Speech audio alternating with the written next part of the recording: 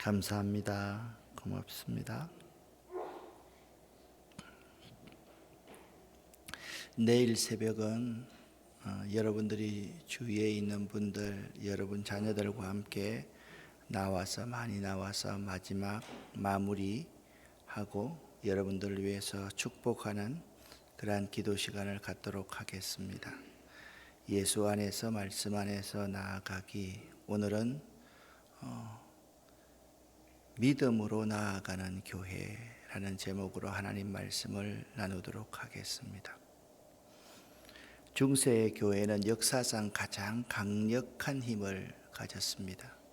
교황의 힘은 세상의 왕보다 강력했으며 거의 모든 사람이 가톨릭 신자였습니다. 종교개혁자 루터 당시의 교황 레오 10세는 100년 동안 끌어오던 베드로 성당의 완공을 위해서 1506년부터 속죄권을 판매를 재개합니다. 그래서 막대한 공사비를 충당하게 했습니다. 베드로 성전의 정면의 모습입니다. 위에서 보는 베드로 성전의 모습입니다. 이 그림은요, 베드로 성전의 내부의 모습입니다. 그리고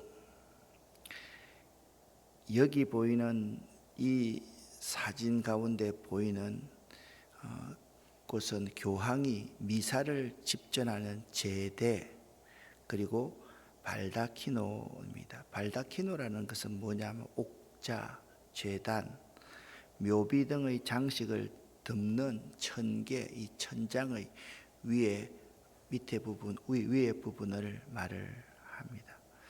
이 속죄권 판매의 촉진을 위해서 그들은 극단의 방법을 취합니다. 이게 말도 안 되는 방법을 취하지요.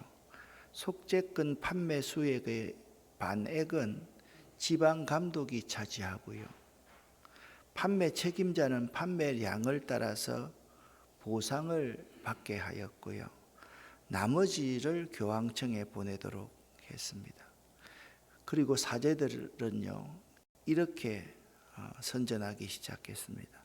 속죄권을 사는 사람은 즉시 죄의 용서를 받을 것이요, 연옥에 있는 자를 위해 속죄권을 사면 그 은하가 헌금함 속에 떨어지는 소리가 들리는 그 순간에 그 영혼은 천국으로 올라가게 된다라고 했습니다. 사람들은요, 이 속죄권을 사기 위해 줄을 섰을 정도로 중세 교회는 부패했었습니다. 16세기 종교개혁은 교회가 성경의 가르침대로 돌아가야 한다는 데서 출발을 합니다. 루터가 1517년 10월 31일 로마 가톨릭 처치의 타락하고 부패한 모습을 보고 비텐베르크의 성곽교회인 술로스키의 문에 95개조의 반박문을 붙이면서 종교개혁은 시작하게 됩니다. 오늘 우리가 읽었던 로마서 1장 17절에서 바울은 이렇게 고백합니다. 함께 읽어보겠습니다.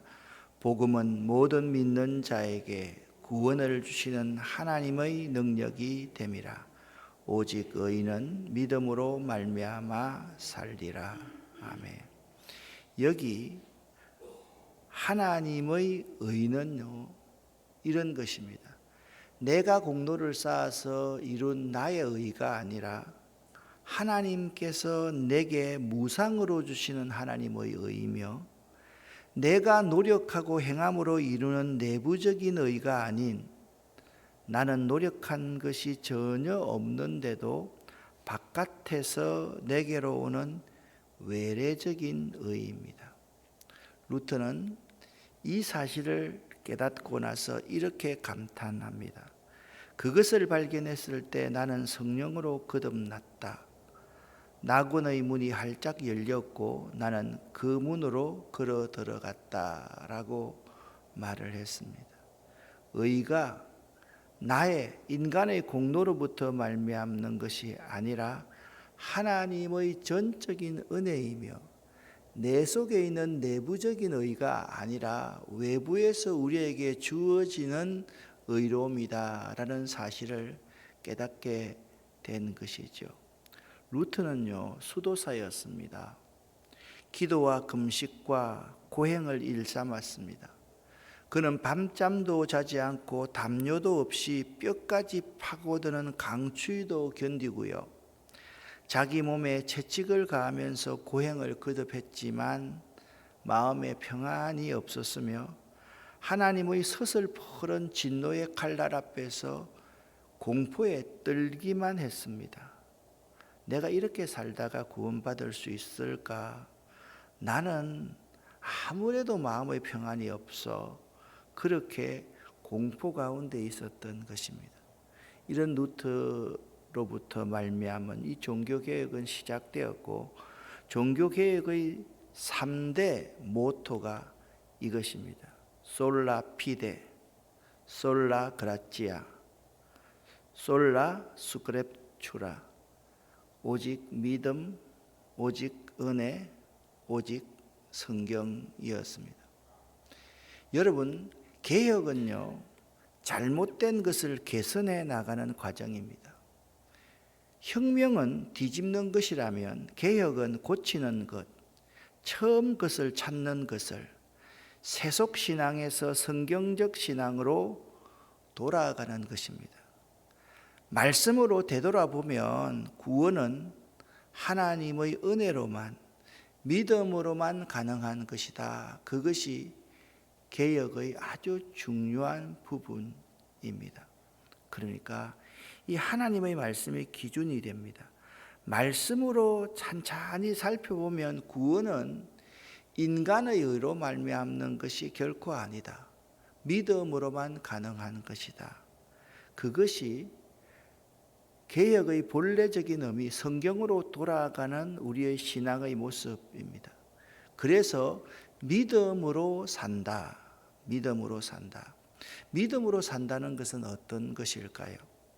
같이 한번 읽어보겠습니다.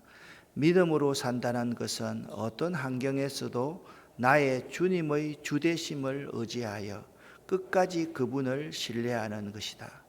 믿음으로 산다는 것은 하나님이 어떤 분이신지를 알아가는 것이며 하나님과 깊은 관계를 맺으며 산다는 것이다. 믿음으로 산다는 것은 우리의 경험과 선입관으로 하나님을 제한하지 않는 것이며 또 영적인 축복에 의해 하나님을 신뢰하는 것이 아니라 하나님 그분 자체를 신뢰하는 것이다. 믿음으로 산다는 것은 주의 말씀에 귀를 기울인다는 것이다. 또한 자기 스스로 해결할 수 없는 문제이지만 주님께서 해결해 주실 것을 분명히 아는 것이다. 믿음으로 산다는 것은 내가 가진 것과 나의 주장을 포기하고 주님께서 원하시는 대로 사는 것을 의미한다. 믿음으로 산다는 것은 내 힘이 아니라 주님의 능력으로 이 땅을 살아간다는 것을 의미하는 것이다. 믿음으로 살아가려면 나에게 용기가 필요하다. 아멘. 믿음으로 산다는 것에 대해서 6가지로 이렇게 말씀을 드렸고, 믿음으로 살려고 하면 신앙적인 용기가 필요하다라는 것입니다. 저는 여러분과 제가 25주년을 맞이하면서 우리 한 사람 한 사람이 교회인데 오직 믿음으로 나아가는 교회가 되었으면 참 좋겠다. 그런 생각을 해보았습니다. 우리는 믿음으로 나아가야만 합니다. 이게 오직 믿음이라는 것은 말씀드렸듯이 어려운 것이 아닙니다. 그 속에 내 의가 전혀 없는 거예요. 예를 들면 아름다운 교회가 25년 동안 이렇게 잘 유지되고 성장해 왔는데 그 속에 처음부터 있었던 우리 사람들은 하나도 다 없어져야만 되는 거예요. 오직 누구만요? 예? 하나님의 은혜만이 이 교회 가운데 있어야 돼요. 모든 것을 다 추린다 할지라도 하나님의 은혜밖에 없다. 그것을 고백하며 나아가는 삶이 오직 믿음으로 나아가는 우리 개개인들이다. 간혹 우리들은 사실 자꾸 자기를 드러내고 싶습니다. 내 의를 주장하고 싶습니다. 내가 어떻게 세운 교회인데, 그때 그런 어려운 상황 속에서 내가 어떻게 고생했는데, 우리 교인들 가운데도 그럴 수가 있습니다. 그런데 그러한 생각을 전혀 하지 않고 그런 마음들을 다 내려놓는 것입니다. 그렇게 내려놓고 나서 우리가 믿음으로 나아가는 것은 도대체 어떻게 살아가는 건가? 첫 번째, 같이 한번 읽어보겠습니다. 믿음으로 나아가는 것은 절대 긍정으로 사는 것이다. 아멘. 여러분, 아무리 내 삶이 지금 코너에 몰려 있고 아주 최악의 상태라 할지라도 절대 긍정으로 사는 것입니다. 이것은요, 땅을 바라보는 것이 아니라 하늘을 바라보면서 살아가는 것을 의미합니다. 나는 여러분과 저 사이에 절대 긍정이 있었으면 참 좋겠습니다. 상대적인 긍정이 아닙니다. 절대적인 긍정으로 사는 것이 믿음으로 나아가는 것이다. 두 번째, 믿음으로 나아가는 것은 기본, 근본이 가장 중요하다고 인정하는 것이다. 여러분, 신앙생활에도 그렇고요, 인간과 인간과의 관계에도 그렇고 가장 중요한 것은 기본입니다. 기본이 되어 있지 않는 사람, 기본이 되어 있지 않는 공동체, 어떻게 되겠어요? 비가 오고 창수가 나면 그 공동체는 무너질 수밖에 없는 거예요.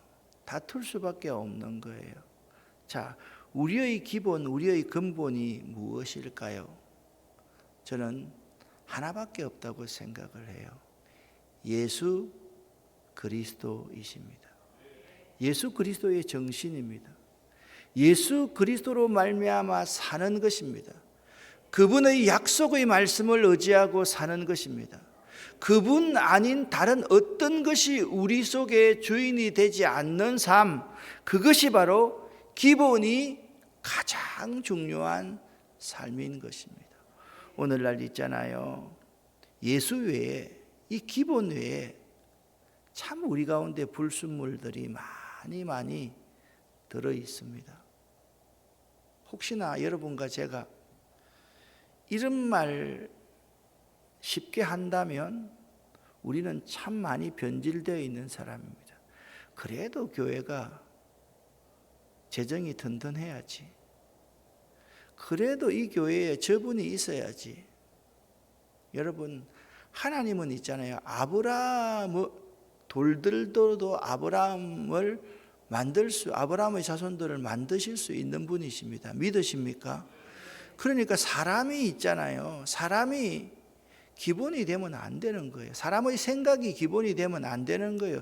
이 세상 것들이 기본이 되면 안 되는 거예요. 그게 믿음으로 나아가는 것이다 라는 것을 여러분 잊지 마시기를 바랍니다. 첫 번째 말씀드렸습니다. 절대 긍정입니다. 왜? 하나님이 계시기 때문에. 두 번째는 기본이 가장 중요하다는 것을 인정하는 것이 믿음으로 나아가는 것이다. 세 번째입니다. 믿음으로 나아간다라는 것은 이 땅에 소망을 두는 삶이 결단코 아닙니다. 이것은 조금이라도 양보할 수 있는 것이 아닙니다. 히브리서 11장을 여러분 읽어보시기 바랍니다. 성경에 의인들은 이 땅에서의 행복을 추구하지 않았습니다. 그들은 이 땅을 지나가는 나그네처럼 살았습니다. 욕심도 탐심도 없이 오직 하늘의 본향을 생각하고 그 하늘을 소망하며 살았습니다. 그래서 그들은요, 결박을 당하고 조롱과 채찍질과 옥에 갇히는 시련도 기쁨으로 받아들일 수 있었던 것입니다. 바로 그곳에서 그들은 찬양하고 기도하면서 하늘의 소망을 두고 살아갔던 사람입니다. 그들은요, 돌로 치는 것도, 톱으로 자신들을 켜는 것도, 시험과 칼에 죽임을 당하는 것도 두려워하지 않았습니다. 왜냐하면 그들은 이 땅에 소망을 두는 삶이 결코 아니기 때문이었습니다. 여러분과 제가 이런 삶을 좀 살아갔으면 참 좋겠다라고 생각을 합니다.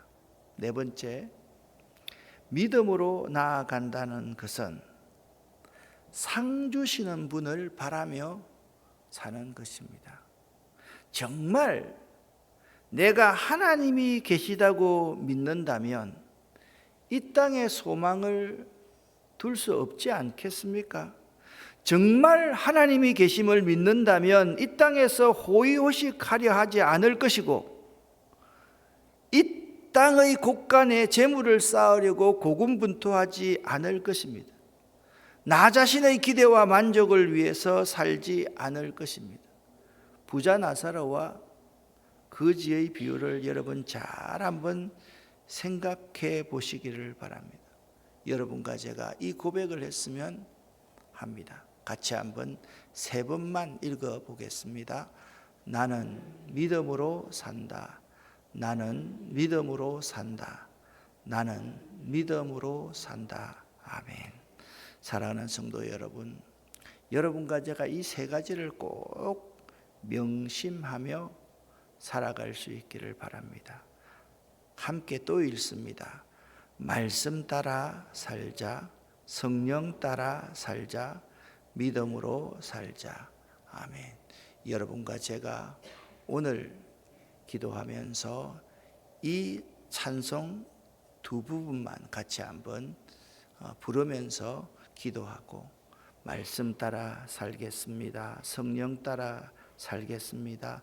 믿음으로 살겠습니다. 고백하면서 기도하고 하루를 승리하고 평생을 믿음으로 살아가고 믿음으로 나아갈 수 있기를 바랍니다. 믿음으로 사는 자는 하늘 위로 받겠네.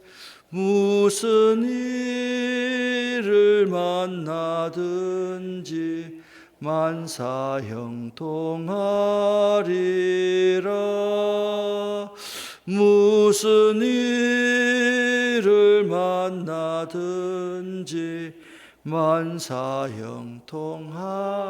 한 번만 더. 믿음으로 사는 자는 하늘 위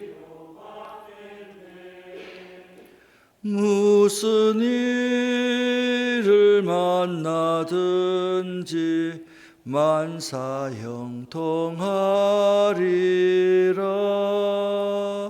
무슨 일을 만나든지 만사형통하리라. 오늘의 기도 제목입니다. 함께 기도 제목을 읽어보겠습니다. 믿음으로 살게 하소서. 믿음으로 나아가는 교회 되게 하소서. 주여 믿습니다. 3번 부르짖습니다. 주여 믿습니다. 주여 믿습니다. 주여 믿습니다.